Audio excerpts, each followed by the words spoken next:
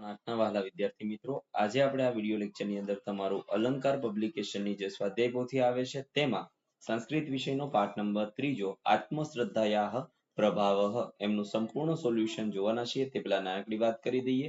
નીચે ડિસ્ક્રિપ્શન બોક્સની અંદર એક પ્લેલિસ્ટ આપેલું છે, ત્યાંથી તમે ધોરણ 8 ના અલંકાર વિષયના તમામ સ્વાધ્યાય પોથીના સોલ્યુશન મેળવી શકો છો. તો જોઈએ પ્રશ્ન નંબર પહેલો. પ્રશ્નના ઉત્તર માટે યોગ્ય વિકલ્પ પસંદ કરી વિકલ્પનો ક્રમ અક્ષર બોક્સમાં લખો. જેમાં પહેલું એકલવ્ય દ્રોણાચાર્ય પાસે શું શીખવા માટે જાય છે? તેમાં આવશે ધનુર્વિદ્યા. બીજું એકલવ્ય કોની મૂર્તિ બનાવે છે? તો દ્રોણાચાર્યની. એકલવ્ય સેનાથી પુત્રનું મોં સીવી દે છે? તો બાણોથી.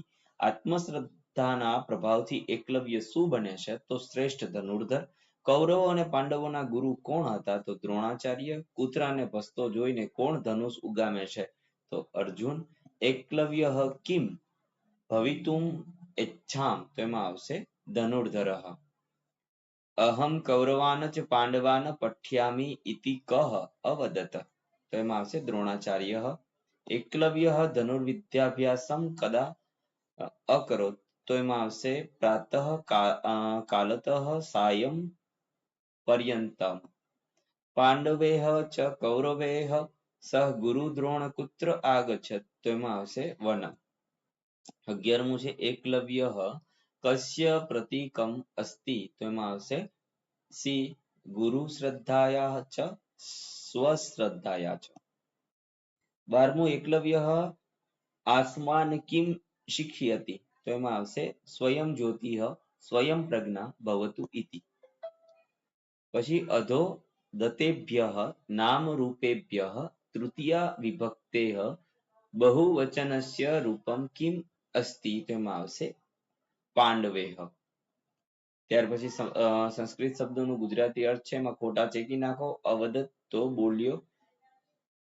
પ્રત્યવદત તો જવાબ આપ્યો. શિથિલા તો નબળી. અરચ્યત તો બનાવી. કુકુરહ તો કૂતરો. અસીવ્યત તેમની અંદર આવશે સીવી દીધું.